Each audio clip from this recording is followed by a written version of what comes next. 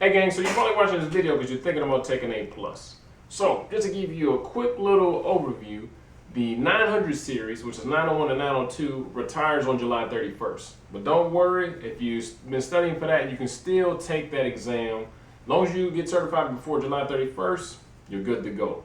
We actually got a few courses over at itmasterkey.com that'll help you get certified before that time. But anyway, that's not why you're here. The new version is 1001 and 1002, right? So you got 901, 902, then you got 1001 and 1002. The difference between the two is that, like I said, the 900 series expires on July 31st. You can either take that or you can take the new version. The new version has a more emphasis on cloud computing and virtualization. So that's one of the major differences between the two. Both of them still have two parts. Both of them still have the same score. So you need a 675 to pass the first part and a 700 to pass the second part. If you get both of those together, then you'll pass the A+ certification. So after this quick little introduction I'm giving you guys, there's going to be a review of A+ questions, right? So A+ question stuff to look out for, tips and tricks. Not tricks, but just some tips, all right? And other than that, I'll see you in class. Hey gang, let's get straight into it. All right, so we're going to talk about the A+ 1001 exam. So to pass exam, you need 675 out of 900. Every CompTIA test is going to be out of 900, except CAS Plus, which is way down the line for you guys. All right. Multiple choice and performance-based questions is what you're going to see on the exam. So multiple choice just means that you get a question and you have multiple answers that you can choose. Now, the performance-based is talking about simulations. You probably heard about this if you've been researching a little bit. Performance-based simulations are CompTIA's way of doing hands-on. So instead of just having a question and then you got to answer it, you're going to actually have to perform some kind of function, right? So it may be securing a wireless network. It may be making a network as secure as possible, installing RFID, installing hotspots, installing virus protection. Just long story short, it may be, I guess I'm making the story even longer. It may be installing new components inside of a PC. It's just going to be actually applying something, if that makes sense. Instead of just a question and an answer, you actually perform something, all right? All right, so you get a maximum of 90 questions. For most of my students, they get around 75 to 80, and you get 90 minutes. Now, looking at that can be kind of scary because, oh, shit, wait a minute. 90 questions, 90 minutes, I don't have enough time. That's more than enough time, trust me. If you prepare properly, it's more than enough time. And if this test prep isn't quite enough for you, you can actually head over to itmasterkey.com. We have courses for the 1000 series as well as the 900 series to get you fully prepared for the exam. So this is the areas that are focused on the actual exam. We got mobile devices, networking, hardware, virtualization, and cloud computing. Virtualization and cloud computing is one of the main differences, all right, between this exam and the 900 series. So this exam focuses more on that, and that's pretty much the only real difference that I've seen so far. And last but not least, hardware and network troubleshooting. So these are 5 domains that you need to focus on to be successful in the test. And now I'm going to show you a quick little video that's going to show you what it's going to be like and what it's going to feel like when you're actually inside the testing center.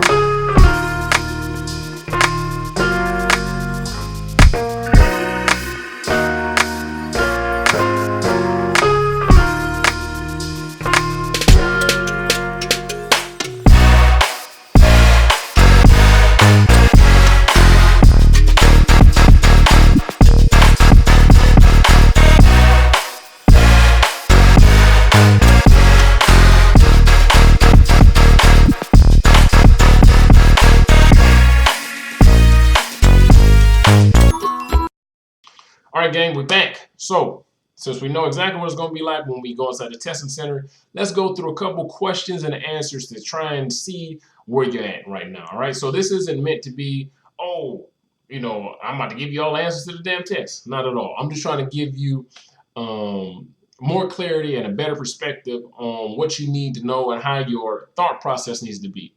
Because on these exams, especially, troubleshooting and critical thinking is going to be pivotal to actually pass the exam. Because damn near every question is something is broke, how do you fix it? Okay, so let's get straight into it. Ronnie accidentally spills soda onto his laptop, and Ronnie brings his laptop to you with expectation that you'll be able to fix it. What steps should you take to ensure the laptop can be salvaged? Choose 2. Easy, perfect. Remove the internal parts from the case. Take notes of screw locations. So, taking notes of screw locations, when you're taking apart a PC or a laptop, all the screws may look like they're the same size, but some of them are a little bit smaller, some of them may be a little bit bigger. So what you can do is just take notes, write down, okay, this screw goes here, this screw goes there, or even easier, since 2019, you can just take a video, right, as you're taking it apart, and then just watch the video back when you're actually trying to put it back together, okay? Next up, Jamal wants to save paper by printing on both sides. What printer setting must be on for this to happen? Easy.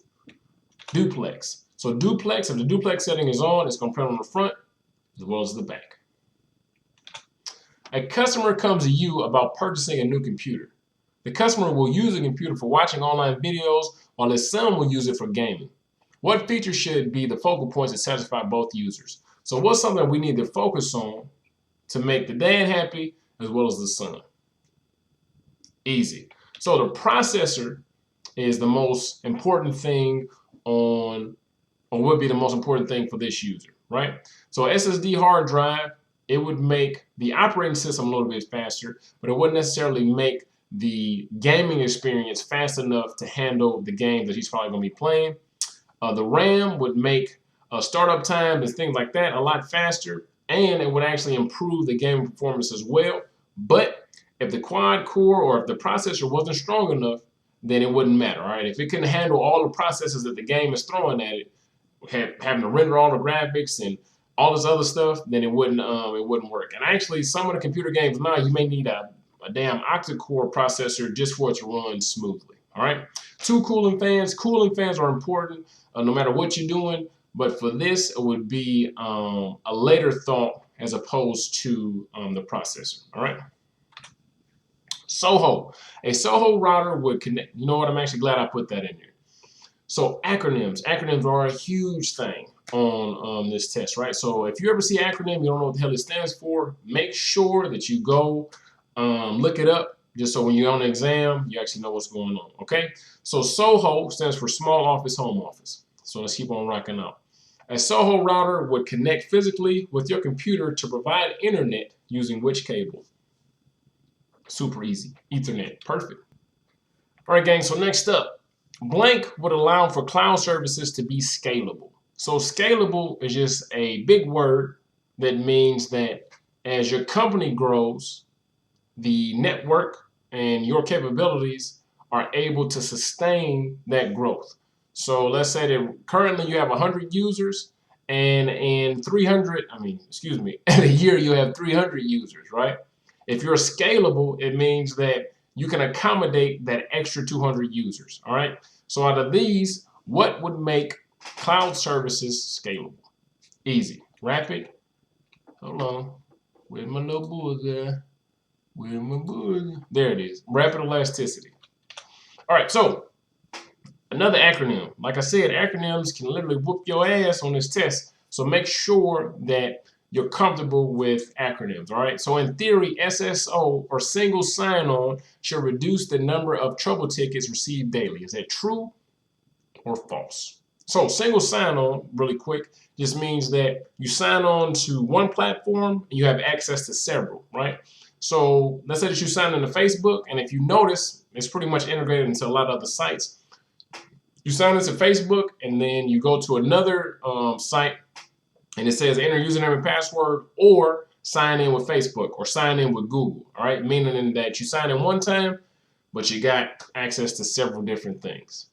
Easy. It would make it true because when you get inside a help desk or working help desk, a bulk of the stuff you're going to be doing is pretty much just resetting passwords because people forget their passwords and lock themselves out. All right, which of the following solutions will be classified as SaaS or software as a service? That's another acronym. Like I said, whenever you see acronyms, look it up really quick because it's going to help you inside the test. Because a lot of times the acronym will give you the answer, or the actual answers you have to choose from are going to be acronyms. And if you don't know what the hell they stand for, you're going to have a rough day, man. Easy. So a web-based calendar would be an example of software as a service.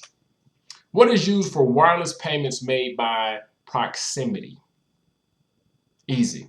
NFC, another acronym, which I know you guys love, stands for Near Field Communications, and that's something that you can wireless pay for something via proximity. You got to hold your phone or whatever it is close to the reader, and then it'll take the payment from you. The lead technician was just asked to go to grab some. The lead technician has just asked you to go grab some RAM from the server. What should you come back with? Only two of these answers, remotely make sense. And then one of them is a for sure. Easy. DDR4 is a type of RAM that you will get for the server. SODIMM is a type of RAM as well, but it's used for laptops, okay? Blank is the name of the software or device that hosts a virtual machine. Easy. Hypervisor. Perfect. What most likely has happened if you have an APIPA address? Another acronym for you. I know you guys love that. APIPA, shit, that's going to give you the answer. Well, oh well, that's what we're here for anyway.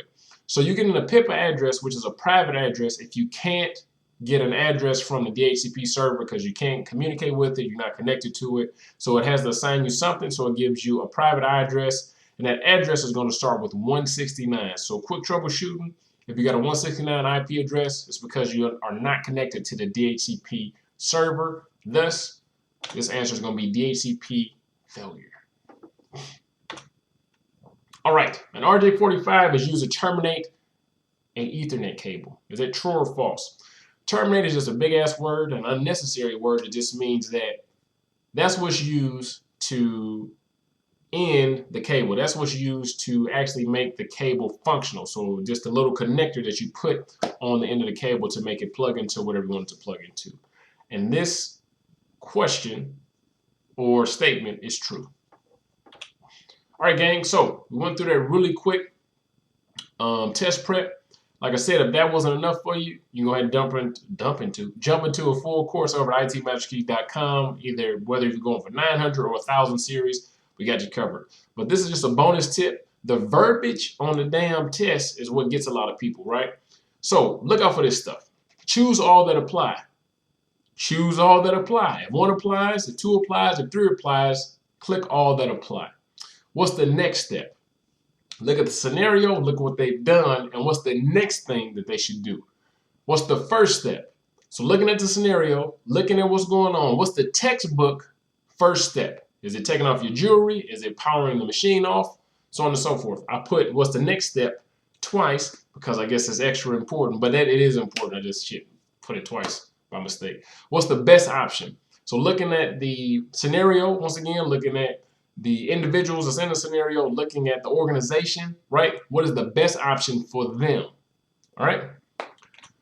All right, gang, I know it makes you super sad, but our time has come to an end. So, as I said before, if you need any more in-depth tutoring, course, whatever, you can head over to itmasterkey.com and hop into a course.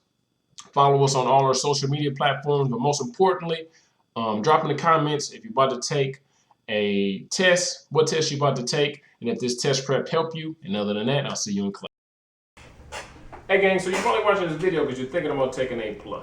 So just to give you a quick little overview, the 900 series, which is 901 and 902, retires on July 31st. But don't worry, if you've been studying for that, you can still take that exam.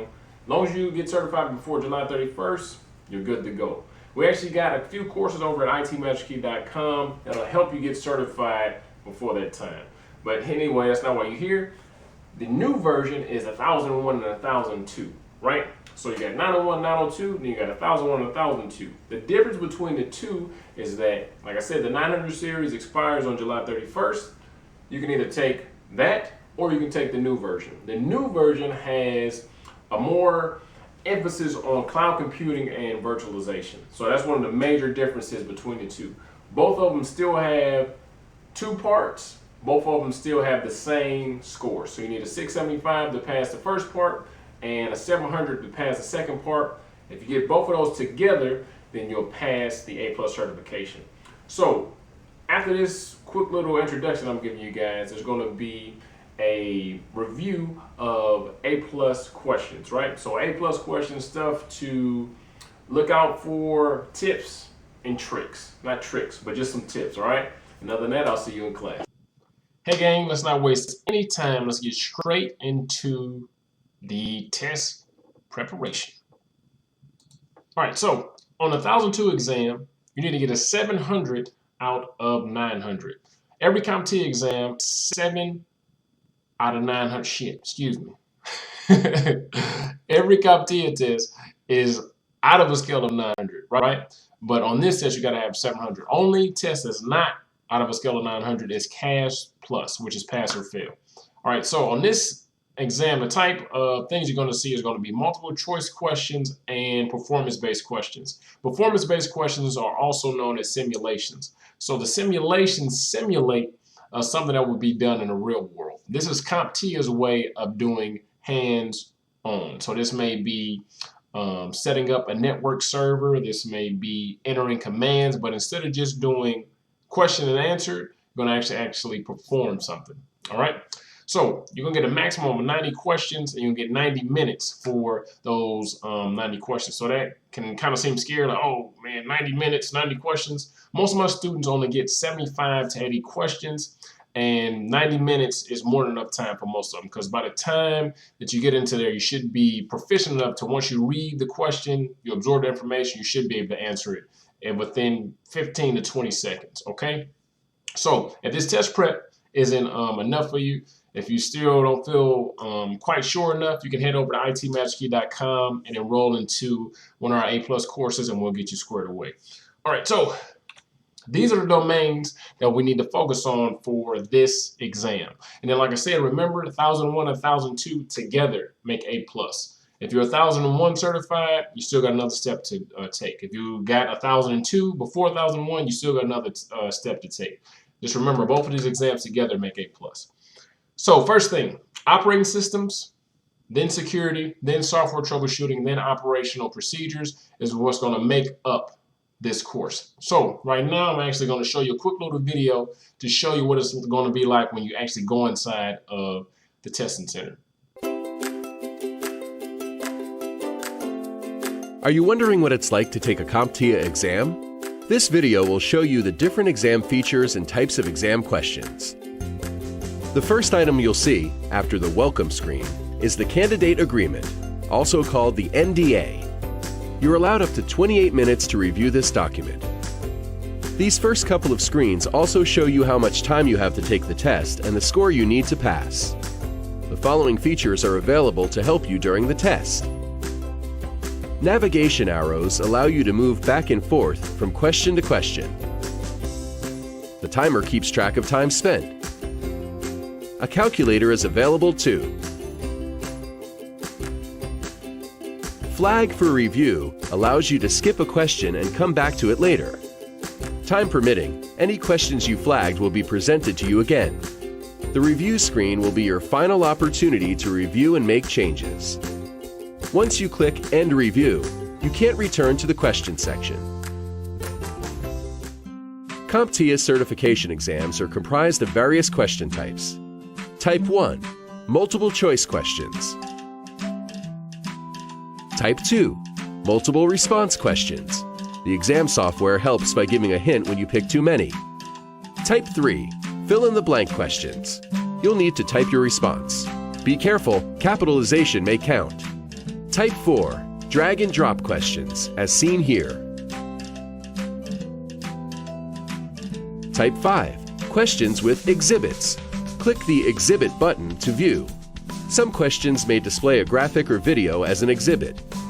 You may pause video files as often as you like. Type 6. Performance-based questions. Click Simulate to begin. These questions simulate an environment or technology and will require you to perform specific tasks. Performance-based questions are based on multifaceted scenarios. If you feel unsure, you may click the Reset button, but you will lose any prior work when you perform this action. The timer is hidden during these types of questions, but the clock is still ticking. Since the question is simulating a real environment, be aware you may not see any feedback that you completed the task. When you're confident in your answer, click Done. To see an example of a performance-based question, visit certification.comptia.org/pbq.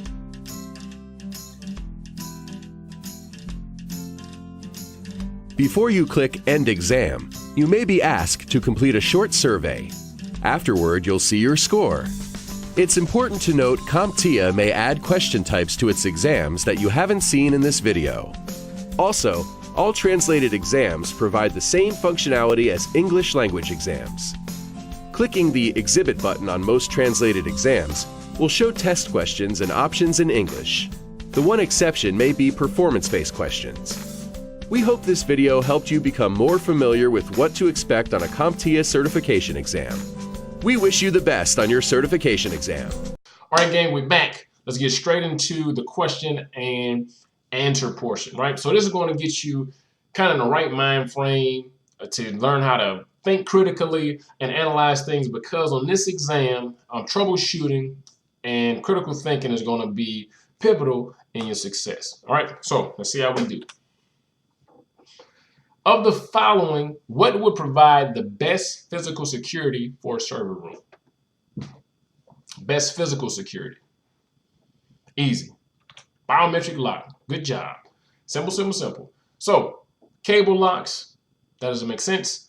VPN isn't physical. Privacy tent, that doesn't make sense either. All right? Next up, Ronald received an email requesting his username and password.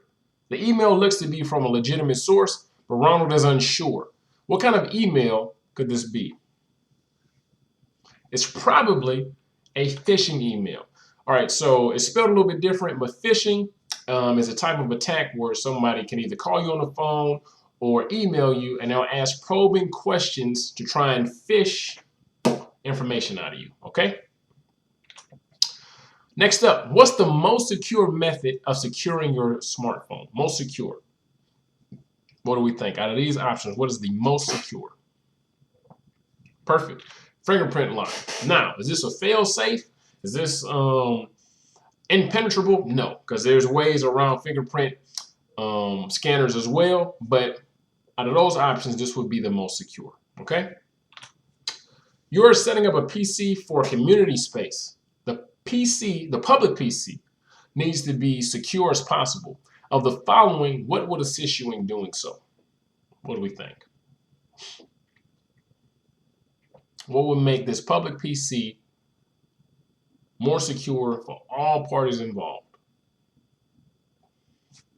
Easy. So require authentication upon wake up. So what this means is you would set the computer or the device to go to sleep every 30 seconds of inactivity or a minute of inactivity. So if somebody gets up, somebody walks away, if somebody's not doing something and somebody tries to come and sit down, they will have to re-authenticate and enter the username and password or the passcode or however you got it set up. All right, gang, so what is PII? So PII stands for what? Easy. So PII is personal identifiable information. All right, so PII is personal identifiable information. Once again, acronyms, all right? Acronyms, acronyms, acronyms. Whenever you see an acronym, make sure you look it up so you know exactly what it is and what it pertains to, okay? An unattended install needs what to function properly? An unattended install needs what to function properly? So an install that you're not going to be around for needs what to function properly? Easy. The basketball player on the right is Allen Iverson, whose nickname was the answer, and you need an answer file for unattended installation. So an answer file literally will just answer the things that come up during an install. Do you want to do this? Yes or no. Do you want to do this? Yes or no. It'll have an answer file, right? The stuff that you would normally click on and do, it'll answer those for you automatically, okay? Mikey is unable to view files on his company's work network from home. What's the first thing he should do? Easy.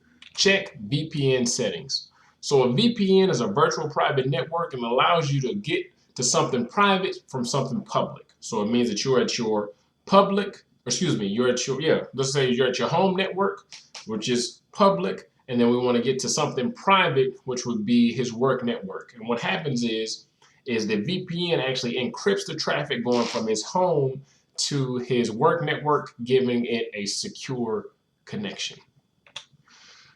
Next up, Mika has just removed the virus that was found on a company-issued laptop. What should Mika require of the user before returning the laptop to him? All right, so found a virus on his laptop, removed it, and we're about to give it back to him. What should she recommend, or what should happen before this guy gets his laptop back? Easy. Attend user training about what you should do, what you should not do, and have some kind of reprimands or some kind of corrective action in place that if somebody messes up, that they know what the consequences can be, because this could have infected his entire network, okay? Of the options below, what would make a wireless network most secure? Choose two. Okay, perfect. Choose WPA2 as an encryption. What else? Great. Multi-factor authentication. What that means is that before you authenticate to a device or get on a network, you have to have more than one form of authentication. So you would need a username and password and a security badge. All right, so you need multiple factors to gain access to something, okay? Next up, PXE booting is primarily used for PXE, also known as PXE booting, is primarily used for what? So PXE, another acronym, is short for pre-execution environment, pre-boot execution environment. So what do you need, or what do you use PXE booting for? Easy, perfect. Image deployment. So what happens with a PXE booting, it automatically downloads an operating system or image to devices that you decide that you want to download that image to. So an image is just pretty much a copy of a device, of the operating system, of everything that's on it, and you pretty much take that copy and you put that copy onto other devices. PXE booting is primarily used to deploy images to devices on your network. All right, a user tries to download software that is unable to do so. What type of account do they have most likely? You guys know this one. Easy. Guest account. Can't do nothing but be a guest, get on and get off. PII, which stands for Personal Identifiable Information, is considered government regulated data. True or false? That is true. Of the following, which is the least technical method a malicious user can use to obtain user passwords? Least technical. Shoulder surfing. Shoulder surfing, which literally means they just look over your damn shoulder and try and figure out what your password is, what you're typing in. Shoulder surfing. Say that shit 3 times fast. All right, so an example of single factor authentication, single factor, is username and password. True. So single factor, a username and password is something a user knows. Multiple factor authentication will have to be something the user knows and something the user has. All right, makes sense? So it has to be 2 different factors that allow somebody to be authenticated. All right, gang, so that was a quick test prep. Like I said, if that wasn't enough, take your ass over to itmastery.com and enroll in the course. It's helping hundreds of students pass A+ as we speak right now, where there's 900 or 1,000 series. So as a bonus tip, this is a couple things you need to look out for. When you're on the test, when it says choose all that apply, choose all that apply. If 1 applies, if 2 applies, if 3 applies, click all that apply. What's the next step? Looking at the scenario, looking at what the person has already done, what's the very next step that they should take? What's the first step? What's the first textbook step? The very first step. Is it power the machine off? Is it take off your jewelry? What's the next step? We already talked about that. Why the hell did I put that on here twice? Next up, what's the best option? Out of the scenario, out of the individuals that's in a scenario, what would be the best option for them? All right, gang, I know this makes you super sad, but our time has come to an end. If you need extra help, like I said, you can head over to itmasterkey.com. We have a course that can get you together. Make sure you follow us on all our social media platforms. But most importantly, down in the comments, tell me what certification are you going after and when you plan to actually get certified.